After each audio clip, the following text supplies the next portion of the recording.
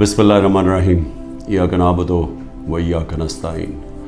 मेरे पाकिस्तानियों, आज IMF के डेलीगेशन से मैंने मीटिंग की और मेरी टीम ने, और इस मीटिंग का मकसद जिस तरह सबको अंदाज़ा होगा, वो मीटिंग का मकसद ये था कि IMF एक 9 महीने के लिए एक प्रोग्राम लेके आ रहा है जिसको स्टैंड बाय एग्रीमेंट कहते हैं। ये क्यों लेके आ रहा है? क्योंकि अगर ये IMF का अब कर्ज़ा जो $3 अरब का इनको नहीं मिलता, तो ये याद रखें कि पाकिस्तान, जो मैं आज से साल पहले कह रहा था, बल्कि 13 महीने पहले मैंने जब कहा, तो मेरे ऊपर इन्होंने कहा गद्दारी का केस करना चाहिए। सारा शोर मच गया कि इमरान खान मुल्क के अंदर एक वो फ़िज़ा बना रहा है जिससे मुल्क की मैशत को नुकसान होगा।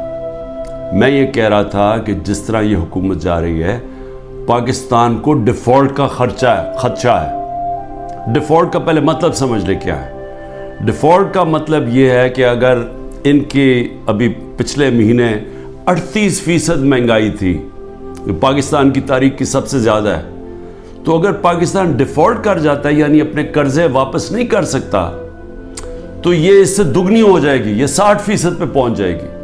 बल्कि ये वो जिसको कहते हैं हाइपर इन्फ्लेशन, कि वो आएगी महंगाई पाकिस्तान में कि लोग, यानी एक डबल रोटी लेने के लिए नोटों की थदियाँ ले जानी पड़ेंगी, यानी जिसको हाइपर इन्फ्लेशन कहते हैं। उससे कमज़ोर तो बिल्कुल ही पिस जाता है ना।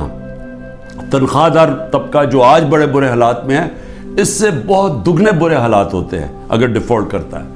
और सिर्फ फ़ायदा किनको होता है? जिन्होंने डॉलर में पैसा रखा हुआ है, जो मुल्क से बाहर हैं।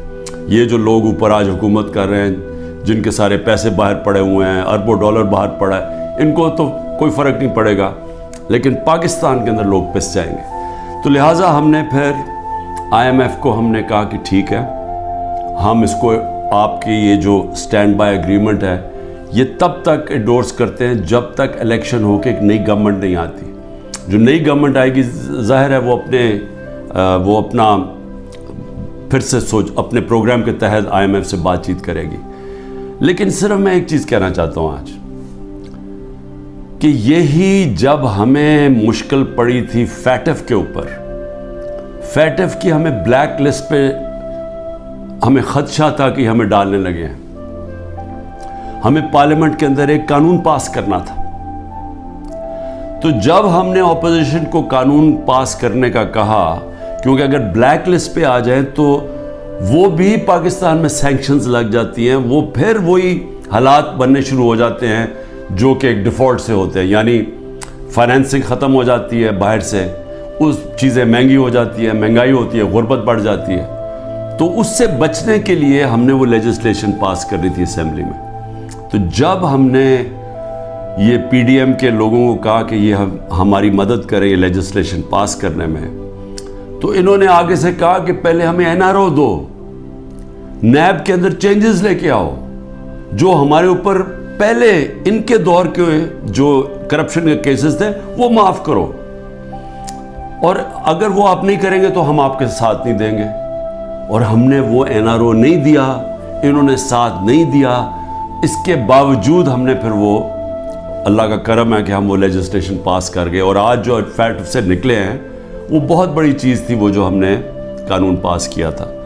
तो मैं सिर्फ ये कहना चाहता हूँ कि आपको सिर्फ फ़र्क पता चल जाना चाहिए कि ये वो लोग थे जो अपनी करप्शन के लिए हमें ब्लैकमेल कर रहे थे, करप्शन बचाने के लिए।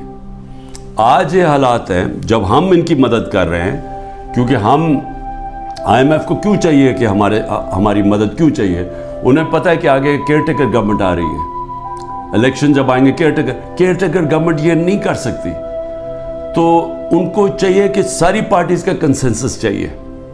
हम सिर्फ मदद पाकिस्तान के लिए कर रहे हैं, जबकि 10,000 हमारे कारकुन जेलों में हैं। आज जो हमारी इकोनॉमिक टीम थी वो सारी अंडरग्राउंड है, उनको इकट्ठा किया, जूम के ऊपर लिया। मेरे ऊपर 180 केसेस बन चुके हैं। सारी सीनियर लीडरशिप की याद अंदर है केसेस हैं, और जो बाहर निकलती हैं तो उनको कहते हैं कि जी पहले का पार्टी छोड़ोगे, नहीं तो हम आपको अंदर रखेंगे। जो हमारे लीडरशिप जेल में है उनके ऊपर इंतहा किस्म का پریشر ڈالا جا رہا ہے.